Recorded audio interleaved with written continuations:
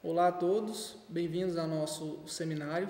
Vou tratar do tema relacionado à tecnologia da informação, comunicação e avanços tecnológicos para preparar os alunos para a prova do ENAD. Bom, para quem não me conhece, meu nome é professor Gilcimar, eu estudei na Universidade Católica de Goiás mesmo, em 2005 foi a minha formação.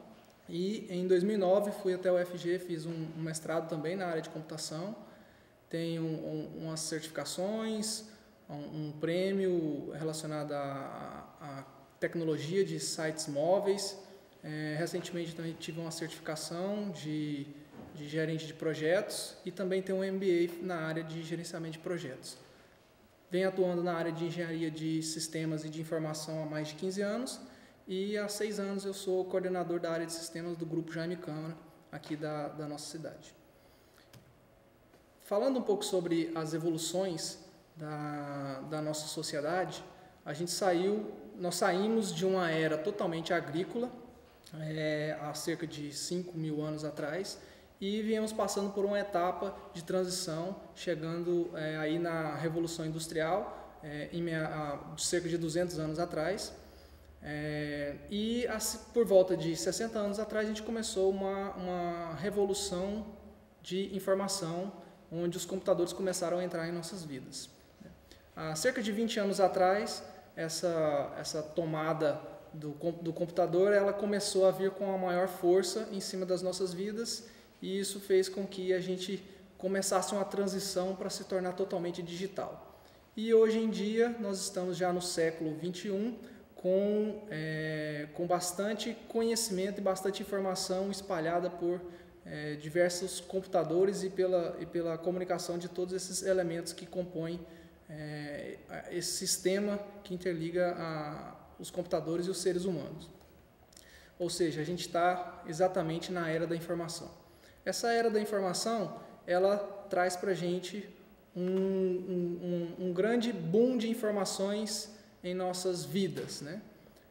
Todos os dias somos constantemente bombardeados por milhares de informações e uma enxurrada delas chegam a nós sem a gente fazer nenhum esforço. Quem aqui não participa de um grupo, por exemplo, de WhatsApp, onde você não gostaria de fazer parte daquele grupo, ou que aquelas informações que chegam até você nem sempre são tão importantes?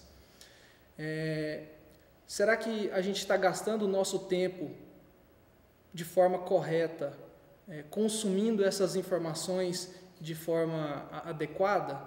Fica essa pergunta, né? Temos que gerenciar o nosso tempo para gastar essa informação, esse conhecimento com algo que seja mais útil. Pegando como um exemplo, falando de informações, pegando como um exemplo uma biblioteca, se eu pegar uma biblioteca tradicional, não tão organizada, né, como essa que vocês veem na figura, quanto tempo será que uma pessoa comum ou até mesmo um bibliotecário gastaria para achar uma frase de um determinado autor em um desses livros que aparecem na figura, né? Com certeza, consumir toda essa informação para poder conseguir localizar um trecho que eu preciso naquele momento vai levar um tempo. E se eu quiser organizar também todo esse acervo, eu também vou levar um tempo. Qual que seria o tempo para eu poder fazer essa localização dessa informação? Depende muito da pessoa e do conhecimento que ela tem a respeito da estrutura que ela está buscando. Agora, se tiver uma imagem se existir uma biblioteca que já esteja mais organizada, mais estruturada, onde a pessoa possa ir diminuindo o tempo na localização, tanto da estante, do corredor, do livro, do capítulo, até chegar na frase que ele gostaria, ele consegue localizar isso mais rápido. Mas mesmo assim, isso vai consumir um tempo. É interessante também saber que esses livros que fazem parte da figura que vocês veem em anexo, a tecnologia evoluiu de tal forma que eu consigo armazenar todas essas informações em um pequeno pendrive. Esse pendrive ele pode armazenar vários gigas de informação, e essas informações eu posso consumir em qualquer dispositivo eletrônico, né? Às vezes essa informação, os pendrives hoje ela tem uma capacidade tão grande que ele pode caber aí num pendrive que é menor do que um dedo humano, né? Bom, mas isso tudo tem que ser feito de uma determinada forma que essa informação fique organizada e estruturada. Então, a área da tecnologia da informação, ela vem te ajudar no exemplo da biblioteca, a localizar uma informação de forma mais rápida e mais ágil, desde que essa informação esteja estruturada. Não adianta eu ter todas as informações possíveis em um computador, mas se isso estiver desorganizado, você vai levar muito tempo para localizar aquela informação, e o computador também, por mais rápido que ele seja, também, dependendo da estrutura que estiver organizada, ele pode demorar bastante e não atender a sua expectativa. Bom, então o que a tecnologia faz hoje, né? Ela vai tentar estruturar e organizar as informações de acordo com a necessidade que o usuário necessita para recuperar aquela informação posteriormente. Um dos recursos hoje em dia que é mais utilizado é a busca por palavras ou segmentos de textos na internet. Todo mundo aí já foi em algum site de busca e utilizou esse recurso. E você consegue observar a velocidade com que o computador consegue lhe trazer a informação. Só que essa velocidade, ela depende muito, novamente, de como que isso ficou estruturado e organizado. Por um outro lado, a internet, ela também propicia para todos nós um ambiente muito amplo e muito vasto, com uma quantidade de informações muito grande. E isso pode tornar difícil você se fixar apenas naquele seu interesse. É muito simples você estar navegando em algum site, de repente você vê um link que te leva para um outro site e você vai navegar e começa a ler um outro assunto que talvez nem era o seu objetivo principal. Essa velocidade, unida com a popularidade da internet, fez com que todos nós sejamos provedores de informações e também bombardeamos outras pessoas com mais informações. Isso entra num ciclo vicioso. Diversas empresas e interessados também bombardeiam todos nós com informações, tentando buscar compras, tentando buscar o interesse ou alguma coisa nesse sentido em relação à informação que está sendo divulgada. Hoje em dia, todos nós também podemos perceber que a tecnologia muda muito a vida da gente. Então, ela muda a forma com que você busca uma informação, ela também muda a forma de você prover uma informação, e ela também muda as profissões das pessoas. Então, diversas profissões, elas vêm surgindo com o passar do tempo, com o intuito de melhorar ou trazer uma profissão diferente no campo da computação. Diversas profissões como bibliotecários, vendedores, locadoras, taxistas, eles estão tendo que se readequar devido à tecnologia que está sendo adotada nos dias de hoje. Bom, mas falando de tecnologia e de informação, eu gostaria de conceitualizar primeiro o que é informação. Informação nada mais é do que o resultado de um processamento ou manipulação e organização de dados de tal forma com que ele modifique o conhecimento da pessoa ou sistema que recebe essa informação. Tem alguns pensadores, como o Shannon, que diz que informação é aquilo que reduz a incerteza.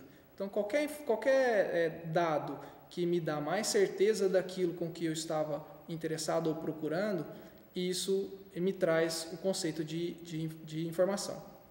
Por um outro lado, Ryan diz que se o indivíduo não consegue desenvolver mecanismos de coletar e transformar dados e fatos em informação que seja útil para ele, de nada vale ele ter acesso a miríades de fontes de dados. Ao contrário do que é possível que uma enxurrada de não informação que ele tem acesso ou recebe diariamente acabe dificultando ainda mais sua tarefa de transformar tudo isso primeiro em uma informação útil e depois em um conhecimento que seja aplicado. Vamos a um exemplo aqui de informação.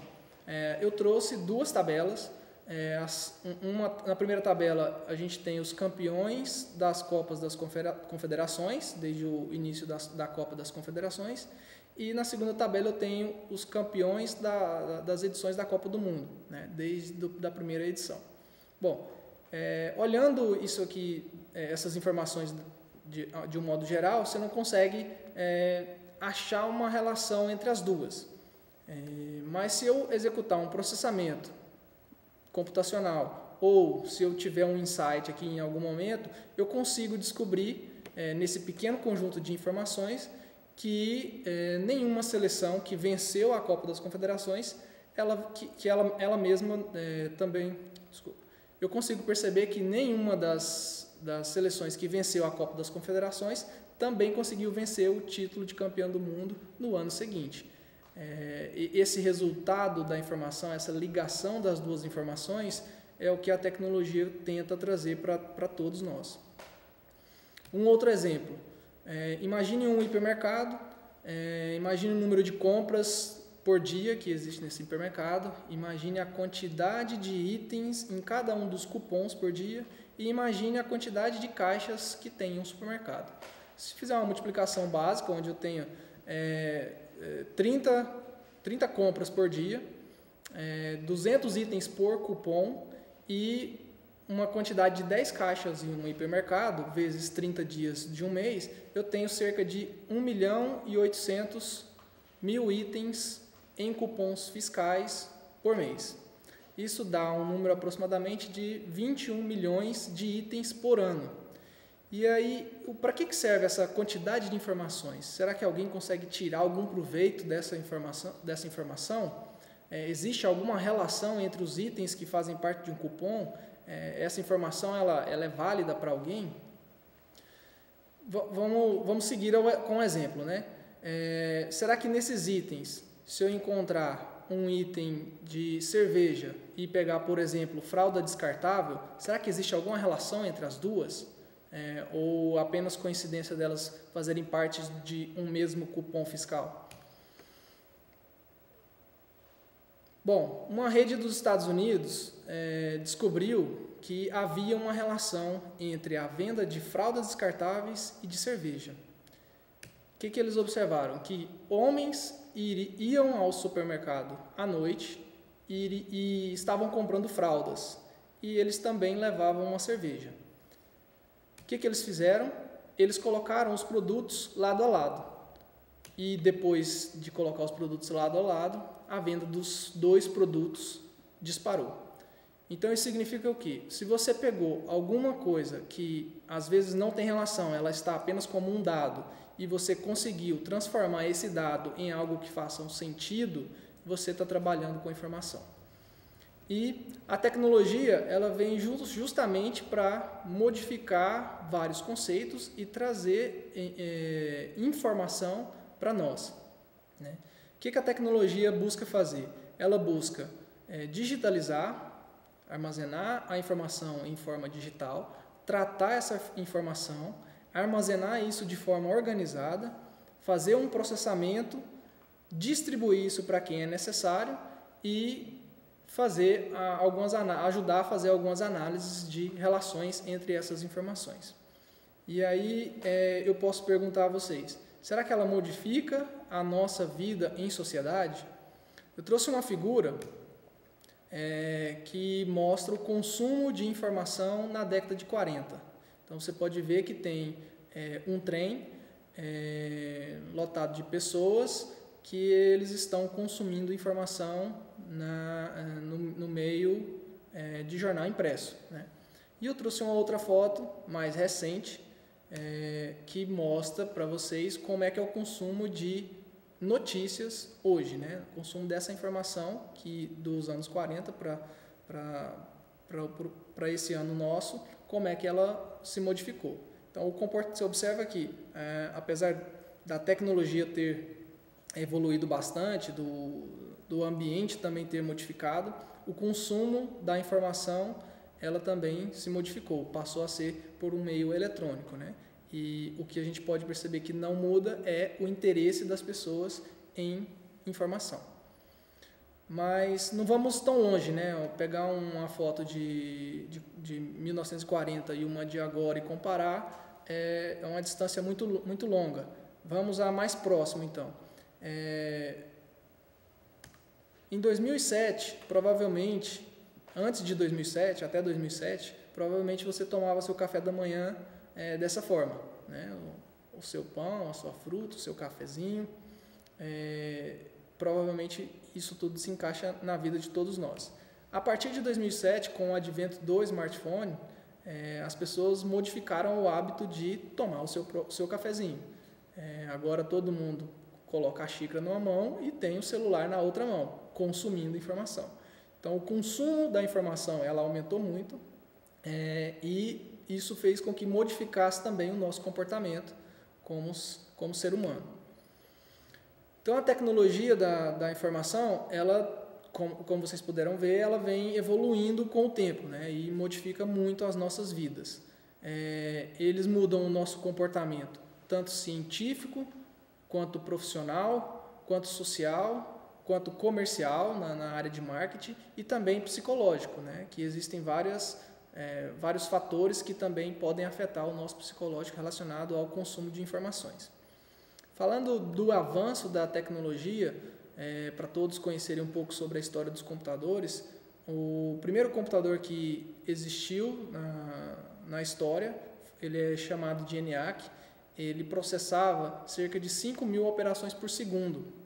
Ele tinha cerca de 17.000 válvulas e ele tinha um tamanho de cerca de 180 metros quadrados, ocupava praticamente um prédio. E ele foi criado na época da Segunda Guerra Mundial para fazer cálculos de trajetórias de guerra, né? E também cálculos balísticos. E ele tinha um custo aproximadamente de $500.000, né? Logo depois, na década de 70, essa capacidade do computador fazer operações, ela aumentou bastante, passou a ser 2 milhões de operações por segundo. Os computadores já não operavam mais por válvulas, eles passaram a operar por transistor.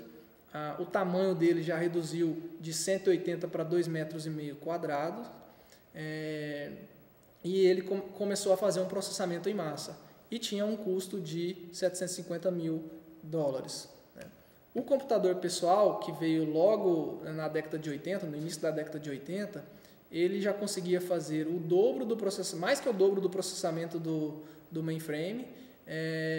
Ele já não utilizava transistores, ele utilizava agora chips e ele tinha um custo muito reduzido, de cerca de $4.000. Né? Hoje em dia, nós temos os nossos tablets, smartphones, ultrabooks, que fazem cerca de 10 bilhões de operações por segundo. Ele utiliza microchips, que são chips extremamente pequenos, e ele faz também o processamento se tornar portátil. Eu não preciso estar preso em algum lugar para ter o processamento e consumir informações. E em média tem um custo de cerca de até $500 ou um pouco mais que isso. Continuando falando sobre o avanço da tecnologia, a computação em nuvem ou cloud computing, ela veio como um conceito que todo mundo está falando hoje no mercado. É algo que está em plena expansão. Mas o que é essa computação em nuvem? Será que pessoas pensam que podem ter computadores em nuvem? Como é que é isso, né? Não, na verdade isso é uma figura de linguagem que foi utilizada para poder representar a conexão em diversos computadores, só que numa localidade indeterminada. Então, como você não sabe fisicamente onde está aquele computador, onde está aquela informação, você simplesmente diz que ela está na nuvem. Então, quando você acessa o seu e-mail, por exemplo, se você tem um e-mail do Gmail, do Hotmail, você não sabe qual a localização onde está o computador que está processando aquela informação. Você só sabe que simplesmente ela existe. Então, esse é um conceito que traz a computação em nuvem como uma informação. E essa computação em nuvem, ela só foi possível ser realizada porque os computadores estão conectados por meio de uma rede única, que no nosso caso a gente conhece como internet, e esse processamento e esse armazenamento ele se torna muito maior quando esses computadores estão conectados, um conectado no outro. Falando sobre a evolução da computação, mas agora na vertente de armazenamento, em 1950 as informações eram armazenadas de forma física em cartões perfurados. Isso foi evoluindo, passando de fita para fita magnética, depois foi passando para o disquete, depois passou para o disquete de 3/4. Nesse disquete de 3/4, para vocês terem uma ideia, cada disquete armazenava 1,5 MB aproximadamente. Então, assim, é uma quantidade de informação hoje para a gente muito pequena, e naquela época já atendia grande parte da necessidade das pessoas, né?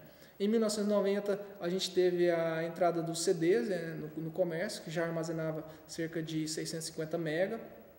Logo depois apareceram os DVDs, aí os DVDs já têm uma capacidade bem superior às dos CDs, cerca de 4 GB, e depois isso foi evoluindo para o Blu-ray, depois para a memória flash, que é o que a gente mais utiliza hoje com os nossos pendrives, e hoje em dia até os nossos pendrives estão com dias contados, porque a computação em nuvem ela tende a eliminar todos esses equipamentos físicos, né? E a gente segue para o conceito de poder armazenar tudo isso na internet ou na nuvem, né? Bom, mas o que é essa internet, né? Na verdade, o nome inicial era World Wide Web, que na verdade nada mais é do que a internet. É importante eu mostrar esses conceitos para vocês, para que caso caia um desses conceitos, como internet e www na prova do ENAD, vocês saibam como ligar as duas informações e saber que na verdade é a mesma coisa. Tá? Então a internet, quando é que ela surgiu? Ela surgiu na década de 1960, durante a Guerra Fria.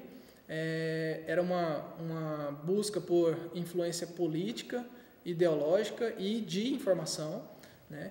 E eles tentavam trocar e compartilhar informações de formas sigilosas entre computadores conectados em rede, né? Também tem o conceito do IP. O que é o IP? O IP nada mais é do que uma sigla que diz qual é o número ou a identificação do seu computador quando ele está conectado à internet. Então, muitas pessoas falam, eu consigo fazer coisas na internet e não ser rastreado. Na verdade, todos os computadores conectados na internet têm um número e eles são rastreáveis. HTTP, o que é HTTP? HTTP nada mais é do que um protocolo de comunicação que é utilizado para trafegar as informações de um computador para outro, utilizando a internet, né? Vocês podem observar isso quando vocês vão digitar um endereço em algum navegador ou browser que vocês utilizam. Normalmente o navegador e browser coloca http // e o endereço da internet que você vai acessar, né? Bom, para acessar a internet você vai utilizar um browser ou um navegador. Ele vai te dar conectividade a uma diversa quantidade de informações e permite também fazer a comunicação. E como eu havia comentado no slide anterior, o conceito de computação em nuvem ele volta a ser aplicado aqui na internet, porque a computação em nuvem só foi possível ser criada depois de que todos esses computadores ou supercomputadores estivessem unidos. Então, de forma geral, a tecnologia da informação ela busca trazer um conjunto muito grande de informações que a gente recebe hoje em dia em transformar essa informação de forma com que ela seja mais útil e mais utilizável por todos nós. Eu trouxe aqui para vocês alguns slides de uma pesquisa que é realizada pelo Centro Regional de Estudos para o Desenvolvimento da Sociedade da Informação, que é uma entidade apoiada pela Unesco, que ela realiza uma pesquisa nos domicílios brasileiros e traz o resultado dessa pesquisa para a gente, e tem muita informação aqui interessante. Em algumas provas do ENAD anteriores, esses dados foram utilizados em questões. Então, nessa pesquisa, a última pesquisa que nós temos a informação, ela é de 2015, a de 2016 ainda não foi publicada. Então, a de 2015, ela traz uma informação interessante, que cerca de, na região sul, cerca de 53%, na região centro-oeste, 48% da população possui acesso à internet em seu domicílio. Quando você observa o próximo gráfico, que ele mostra a quantidade de crianças e adolescentes de 9 a 17 anos que possuem acesso à internet, esse número passa a ser em cerca de 79% das crianças ou adolescentes possuem acesso à internet. Ou seja, essa geração que está saindo da infância, passando para a fase de adolescência agora, ela está consumindo muito mais informação do que a nossa geração, que já tem um déficit no acesso à internet. Outro dado importante que essa pesquisa trouxe é que cerca de 80% das residências já possuem acesso pela presença de internet sem fio ou Wi-Fi. Bom, eu trouxe aqui para finalizar algumas questões sobre o tema tecnologia da informação, comunicação e avanços tecnológicos, para a gente poder mostrar isso para vocês, e a gente discutir um pouco dessas questões. Vou ler aqui a primeira questão, ela caiu no ENAD de 2007. Ela diz o seguinte: os países em desenvolvimento fazem grandes esforços para promover a inclusão digital, ou seja, o acesso por parte de seus cidadãos às tecnologias da era da informação. Um dos indicadores empregados é o número de hosts. O que é o número de hosts? O número de hosts é o número de computadores ligados à internet. Isso é o número de computadores que estão conectados à internet. A tabela e o gráfico abaixo mostram a evolução do número de hosts de 3 países que lideram o setor da América do Sul. E eu trago a informação que no Brasil, em 2003, eram cerca de 2 milhões de hosts, e em 2007, no Brasil, eram cerca de 7 milhões de hosts. Na Argentina, 495 mil hosts em 2003 e em 2007, 1 milhão e 800 mil hosts. Na Colômbia, 55 mil hosts em 2003 e em 2007, 721. A pergunta diz o seguinte: dos 3 países que foram apresentados, respectivamente, o que tem o maior e o menor crescimento percentual no número de hosts no período de 2003 até 2007 foram. Aplicando uma simples regrinha de 3 aqui, você consegue, eu fiz uns cálculos aqui no rascunho, você consegue perceber que o Brasil cresceu 231% e que a Colômbia cresceu 1.196%. Essa questão ela tem um detalhezinho que, apesar dos números da Colômbia serem os menores, ele apresentou o maior percentual de crescimento. E o Brasil, apesar dos números serem os maiores, ele apresentou o menor índice de crescimento. Então, a questão correta que você deveria marcar o item correto que você deveria marcar nessa questão é o item D, Colômbia e Brasil. No ENAD de 2011, teve uma questão que falou sobre a exclusão digital. Ela diz o seguinte: exclusão digital é um conceito que diz respeito às extensas camadas sociais que ficaram à margem do fenômeno da sociedade da informação e da extensão das redes digitais. O problema da exclusão digital se apresenta como um dos maiores desafios nos dias de hoje, com implicações diretas e indiretas sobre os mais variados aspectos da sociedade contemporânea.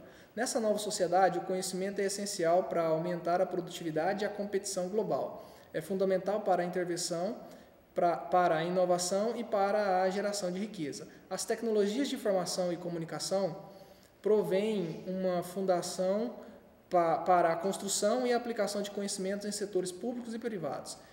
É nesse contexto que se aplica o termo de exclusão digital, referente à falta de acesso e às vantagens dos benefícios trazidos por essas novas tecnologias por motivos sociais, econômicos, políticos ou culturais. Considerando essas ideias do texto acima, avalie as seguintes afirmações. Um mapeamento da exclusão digital no Brasil permite com que os gestores e políticas públicas Um mapeamento na exclusão digital no Brasil permite aos gestores de políticas públicas escolherem o público-alvo de possíveis ações de inclusão digital. Essa é uma alternativa que as TICs, que são essas pesquisas que eu acabei de mostrar para vocês, elas conseguem permitir aos gestores da política brasileira para poder direcionar os seus investimentos nas áreas que estão mais afetadas, que a pesquisa demonstra serem mais afetadas. O uso das tecnologias de informação e comunicação pode cumprir um papel social e prover informações àquelas que tiveram esse direito negado ou negligenciado e, portanto, permitir maiores graus de mobilidade social e econômica. Também é verdadeira, porque o objetivo dessas pesquisas é justamente direcionar isso e trazer para aquelas pessoas que não têm acesso a essa informação o direito de tê-la. O direito à informação referencia os direitos sociais, uma vez que eles estão focados na relação entre os indivíduos e aqueles que a relação entre o indivíduo e o conhecimento.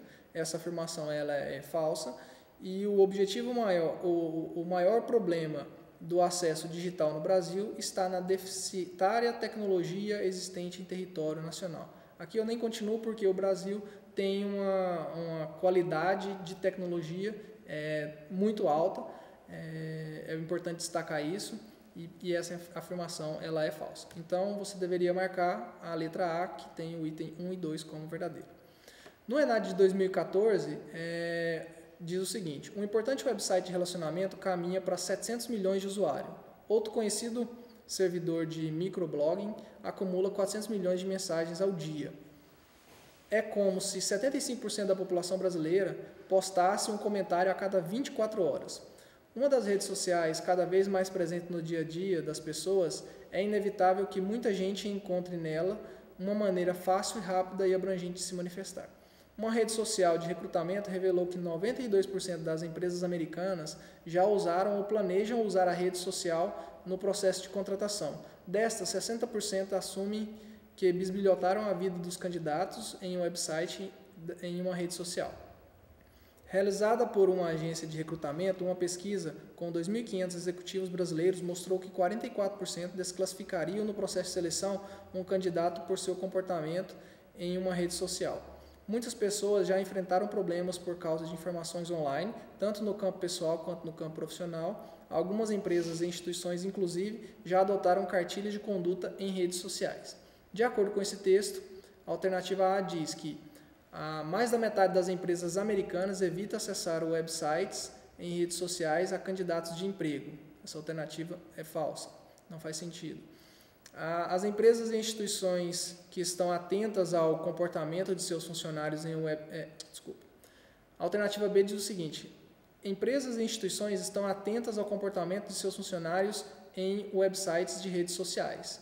Essa é a alternativa verdadeira, ou seja, as empresas na hora de recrutar ou até no momento de acompanhar o comportamento de seus funcionários, utilizam esse recurso como meio de tal. Alternativa C, que diz que a complexidade dos procedimentos de rastreio e monitoramento de uma rede social impede com que as empresas tenham acesso ao perfil. Isso é falso, porque não tem essa complexidade tamanha. E as cartilhas de conduta adotadas nas empresas proíbem o uso de redes sociais pelos funcionários em vez de recomendar mudanças no comportamento. Cada cartilha de cada empresa ela é feita pela própria empresa e não dá para fazer essa afirmação. A maioria dos executivos brasileiros utilizaria informações obtidas em um website e em redes sociais para desclassificar um candidato em processo de seleção. Essa é uma afirmação que diz também que esses executivos, a maioria deles, não se pode afirmar isso baseado no texto. Então, a alternativa correta é a letra B. Tá. Para finalizar, eu trouxe aqui a última questão do ENAD de 2015. Hoje, o conceito de inclusão digital está intimamente ligado ao de inclusão social. Nesse sentido, o computador é uma ferramenta de construção de aprimoramento de conhecimento que permite acesso à educação e ao trabalho, desenvolvimento pessoal e melhor qualidade de vida. Diante do cenário high-tech de alta popularidade, a inclusão digital se faz necessária para todos. As situações rotineiras geradas pelo avanço tecnológico produzem fascínio, admiração, euforia e curiosidade em alguns, mas em outros provocam um sentimento de impotência, ansiedade, medo e insegurança. Algumas pessoas ainda olham para a tecnologia como um mundo complicado e desconhecido, No entanto, conhecer as características da tecnologia e sua linguagem digital é importante para a inclusão da sociedade globalizada. Nesse contexto de políticas públicas e inclusão digital, devem ser norteados por objetivos que incluam a inserção no mercado de trabalho e a geração de renda, o domínio das ferramentas de robótica e de automação, a melhoria e a facilitação das tarefas cotidianas das pessoas e a difusão do conhecimento tecnológico. Desses itens aqui, apenas o que não faz parte dessa inclusão digital é com que todas as pessoas dominem robótica e automação. E isso faz com que as alternativas 1, 3 e 4 sejam verdadeiras. Bom, espero que tenha ajudado a todos com esse tema, mostrando um pouco da evolução tecnológica e o que a tecnologia traz para benefício das informações em relação às nossas vidas. Bom, obrigado pela atenção e vejo vocês em breve. Obrigada, professor. Você começou às 9h42, nós estamos em 20 e 20, 40 minutos. 38 minutos e 40 segundos. 38 minutos e 40 segundos, beleza. As imagens que você coloca, nada altera no tempo, né? Elas estão dentro do contexto. Isso. Né? É isso? Isso. Beleza. Aí, se você puder fazer a gentileza, passa lá e deixa